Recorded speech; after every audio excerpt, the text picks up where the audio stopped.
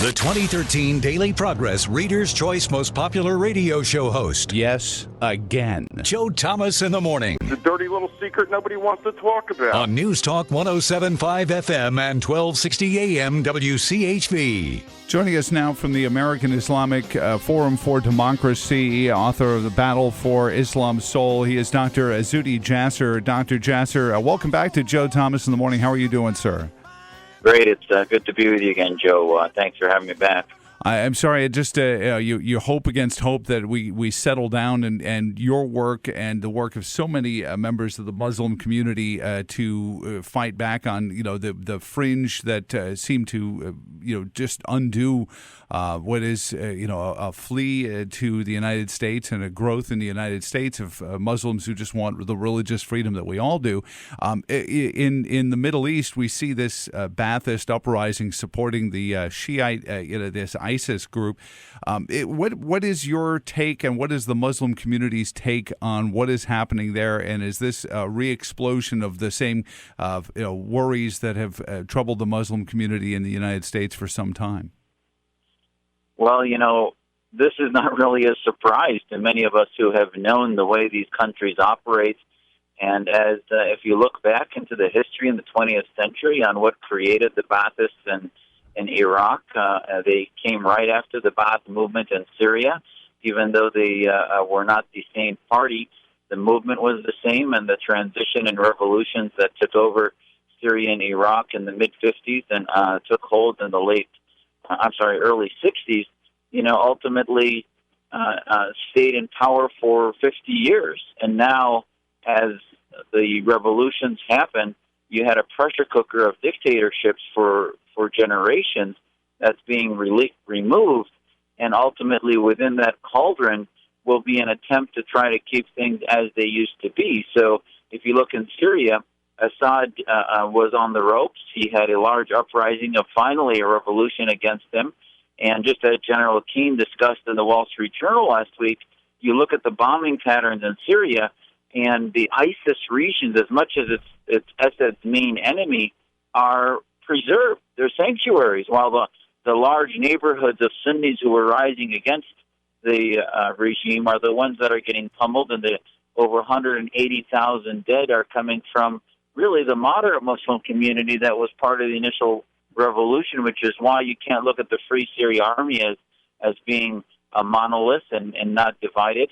Mm-hmm. It is very divided and has many different factions, and because of our absence, it has become radicalized and has been dominated because of funding from Qatar and from Saudi Arabia to the more militant and more Islamist. It has allowed the ISIS types to dominate. Well, Dr. And the same thing in Iraq. The Ba'athists, they're not friends with ISIS, but yet they're going to cheer them on in their march to Baghdad because they hate Maliki. And for a long time, the socialist fascists have used the radicals to try to destabilize their countries. Well, and that's not new to any country, as often groups like the Ba'athists, are just they're manipulating this ISIS group. It seems from where I've been hearing from folks who've been really keyed into it is that they're manipulating this to try to get back to their old position of power in Iraq. And you mentioned Syria, and we'll go back 10 years to the first invasion of Iraq, and while we were coming in from the Senate, it seemed like all of whatever we were looking for, weapons of mass destruction or whatever it may be, we have satellite imagery of convoys of vehicles of whatever carrying whatever going into Syria. Has this just been a waiting game, waiting for us to leave? And if that is the case, could we ever leave? Because it just doesn't seem like Iraq is stable enough or has that kind of situation, short of a brutal dictator like a Saddam Hussein, to keep all these factions in line. And if you look, Joe, at the moment in time when the pathology and the sickness of the cancer was allowed to propagate and maintain, it was under General Petraeus when he decided to stop the debathification. He stopped debathification, and they said, "Oh, we screwed up. We have to put the Ba'ath generals in charge of the mayorships and have them in the leadership, because if we dismantle the army," it was really just a jobs program. It wasn't an ideological thing, and that is just absurd. It caused the Ba'ath to solidify and maintain, and they've been slowly waiting for that right moment.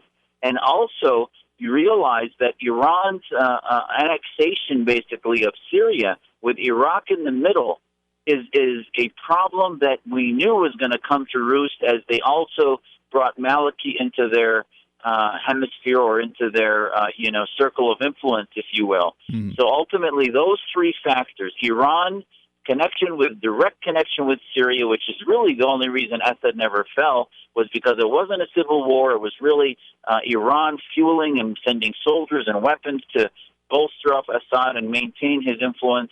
And then second, the Ba'ath generals, which were never de-Ba'athified and allowed to maintain control, which prevented the Iraqi people from ever having this government that Kerry says, they need to have a pluralistic representation of all. You're not going to have that in the Middle East. In the past 50 years, the Middle East has been torn between two evils, secular socialism and or fascism and Islamism. And those two evils are at each other's throats between Iran and the Ba'athists and Iraq. And ultimately, without us there to navigate a pathway and maintaining, a forces agreement like we did in Korea and Germany and elsewhere, they are going to rip that country apart.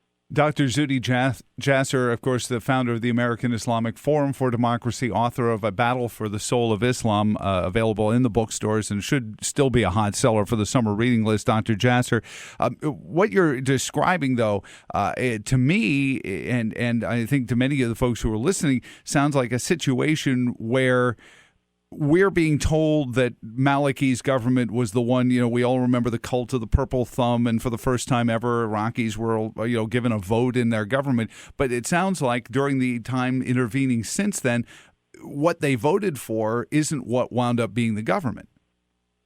There's no doubt that all of the transformation in the Middle East would not happen without the removal of these dictators, and especially the Ba'ath are the most evil that would never leave politically through transformation, but rather through ultimate military coups.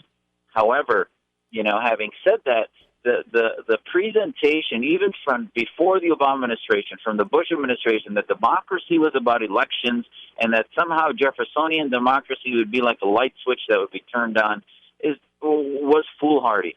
And that ultimately we need a strategy. We need presidents with a vision.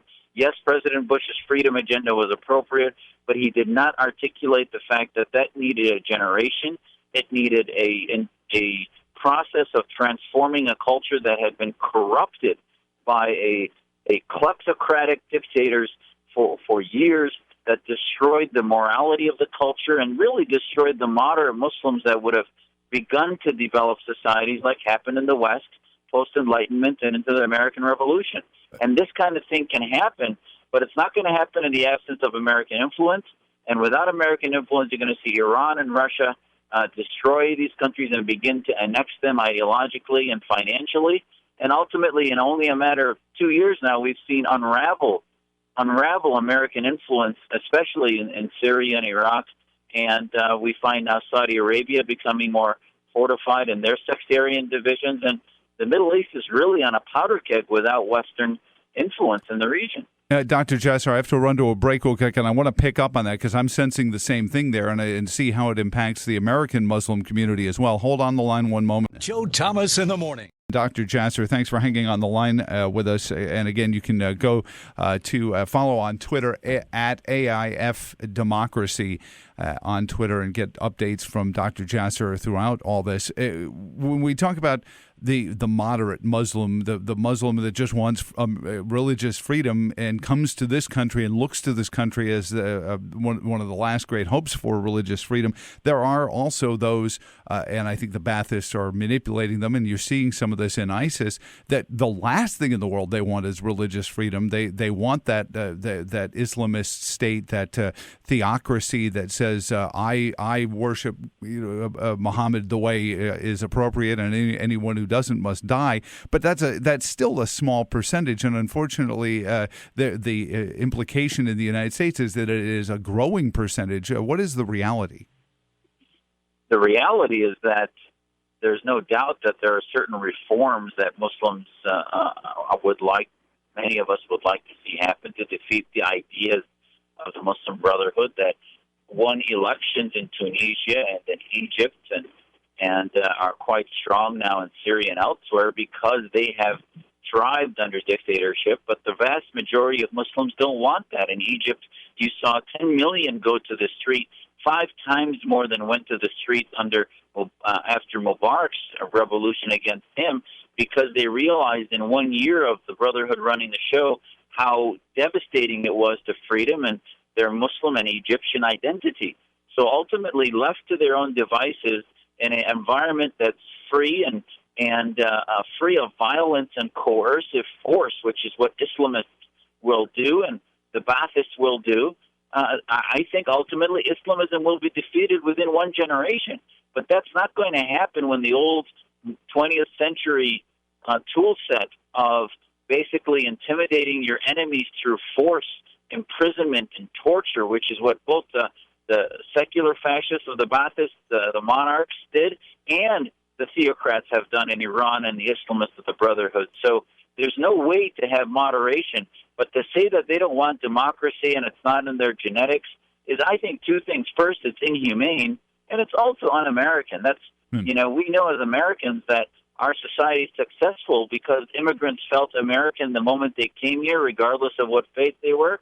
And our Constitution has been successful because it is a religious society, but did not identify which flavor of Christianity was going to dominate, and we did not allow the establishment of religion. Well, let me ask you then on the talking heads over the weekend. You had the Dick Cheney's calling Rand Paul an isolationist, and then Rand Paul saying, "Why should we send our soldiers in to defend a city that the citizens wouldn't defend?" I don't necessarily buy either argument, and I think part of it is our visits over time. To say that the people who allowed these cities in Iraq to fall didn't fight against it. You mentioned a generational, several generations have been under these jackboots. To say that they didn't take up arms or wouldn't take up arms against it, I don't think is a fair argument either, is it, Dr. Jasser? Absolutely. You're right. And you can thread that needle. And the way to thread the needle is to say, as I said in Syria 2 years ago, we didn't need to send in troops.